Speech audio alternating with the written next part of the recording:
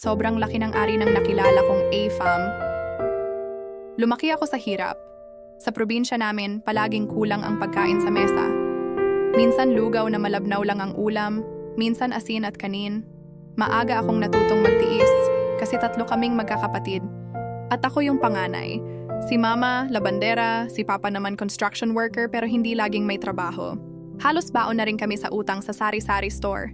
Kaya nung napilitan akong lumuwas ng Maynila para maghanap ng trabaho, akala ko magiging madali.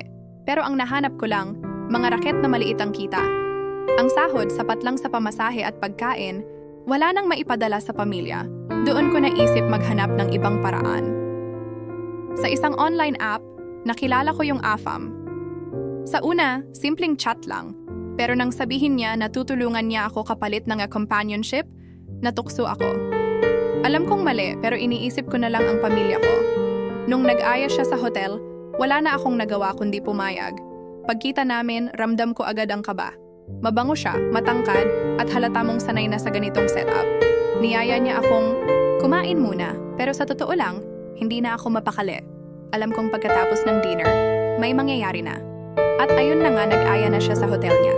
Pagkapasok sa kwarto, nagkwentuhan pa kami saglit pero hindi rin nagtagal. Lumapit siya sa akin, hinawakan ang kamay ko. Ramdam kong nanginginig ako, para bang gusto kong umatras pero wala na akong lakas ng loob. Hinila niya ako, marahan niya akong hinalikan. At naramdaman kong ang kamay niya ay pinapasok sa aking pantalon, papunta sa aking tinatago. Nang unti-unti niya akong hinubaran, para akong natulala. Sobrang bilis ng tibok ng puso ko, nahihiya, natatakot, at may halong guilt. Nang makita ko kung gaano siya kalaki, kinabahan talaga ako. Sa isip-isip ko, kakayanin ko ba to? Para akong binabalot ng takot at hiya. At nung nagsimula na, halos mapaluha ako sa sakit, sobrang laki po talaga Ate Mau. Para akong mawawalan ng hininga sa bawat pagpasok niya sa ekup ko. Hindi ko maipaliwanag ang nararamdaman ko, magaling po siya pero masakit. Habang binabayo ako, sinusupsup niya aking utong. Sobrang sarap po pero sobrang sakit din. Nakailang posisyon po kami. Meron pa yung binuhat niya ako at siya ay nakatayo, nakaharap ako sa kanya na parang batang nakakarga habang binabayo. Pagkatapos, iniabot niya yung pera. Doon ko naramdaman yung halo-halong hiya at ginhawa. Sa isang gabi lang, mas malaki pa ang hawak kong pera kesa sa 2 linggo ng sahod ko.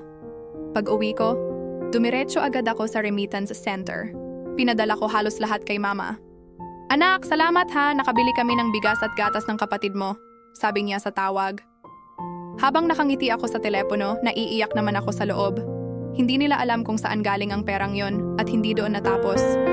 Hanggang ngayon, patuloy kaming nagkikita. Kapag gipit ako, siya agad ang naiisip kong lapitan. Minsan ilang beses sa isang buwan. Palagi uuwi akong may perang hawak at palaging padala sa pamilya agad. Minsan naiisip ko, hanggang kailan ko kaya kakayanin to? Hindi ko alam. Ang alam ko lang, sa tuwing may laman ang mesa sa bahay at hindi na sila nagugutom, kahit paano, nababawasan yung bigat ng konsensya ko.